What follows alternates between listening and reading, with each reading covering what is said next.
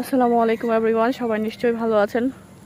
আমার কণ্ঠে এখনও ঘুম লেগে আছে, ঠিক আছে। অনেক সকালে ঘুম থেকে উঠছি, আর ওটার মেন রিজন হচ্ছে ছেলেদের আজকে পরীক্ষা, দ্বিতীয় সেমিস্টার পরীক্ষা। আজকে ফার্স্ট ডে, আমি আজকে ওদের সাথে যাব, বাট ওরা আমাকে রেখে চলে গেছে, ঠিক আছে। এত বড় হয়ে গেছে আমার ছেলেরা, ঠিক আছে। আমার প্রতিবেশী একটা মেয়ে আছে, সুমাইয়া, ও হচ্ছে মোটামুটি বড়, ওর মার সাথে ও আমার বাচ্চারা চলে গেছে।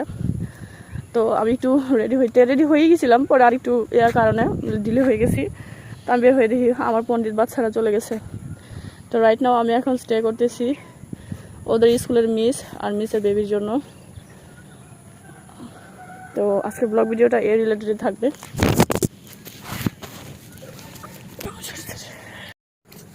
এক জোড়া পরি, কই যাও তোমরা? দেওয়া দরকার ছিল ফোনটা। হ্যাঁ, আমাদেরকে একটু ক্যামেরা বন্দি করতো। পরীক্ষা চলতেছে, মায়া মায়া গো, কি বিদ্যানেরা। ও বিদ্যান, আজকে কি পরীক্ষা? মাশাআল্লাহ, সাবজেক্ট বলতে পারছি। Good good, very good. যাও, তোমরাই তো ধরবা হাল আমাদের সহ এই পৃথিবীর, তাই না? আলহামদুলিল্লাহ, বাচ্চারা আমার এই যে কত সুন্দর করে পরীক্ষা দিতেছে। তো প্রথম পরীক্ষা, ওদের একটু নার্ভাস ফিল লাগছিল, টুকটাক ভুলও করছে। দেন যা হচ্ছে আলহামদুলিল্লাহ, ছোট বেবি, সব কিছু মিলে আলহামদুলিল্লাহ ভালোই হয়েছে। তো ওদের জন্য দোয়া করবেন, ওরা যেন ফিউচারটা যেন ভালো হয়, আজকের পরীক্ষা যেমনই হোক না কেন।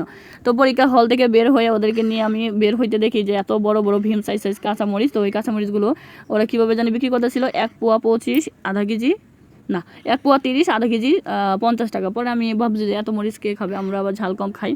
দেন হচ্ছে আমি 30 টাকা দিয়ে 1 পোয়া নিয়ে আসছি। 1 পোয়া মানে 250 গ্রাম, ঠিক আছে।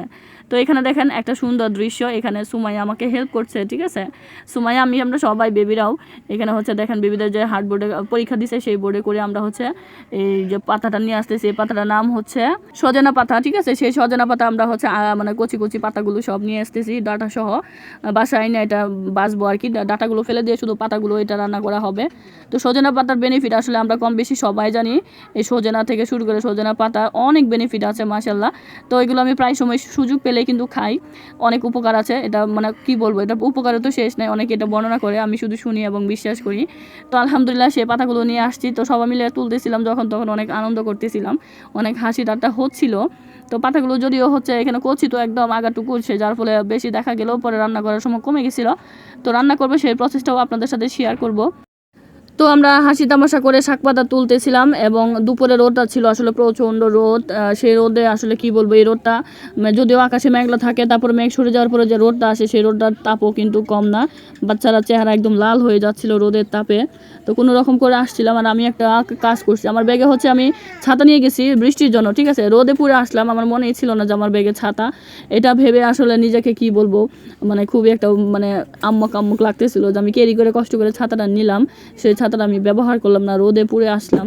তো বাচ্চারা দেখেন কি করলো, যে যারা ওটা পরীক্ষা দিল না, আমরাও তো এরকম কাজটা করতাম ছোটোবেলায়, মনে পড়লো ওদের দৃশ্যটা দেখে। ওরা হচ্ছে মাথায় হার্ডবোর্ডটা দিয়ে আসতেছিল।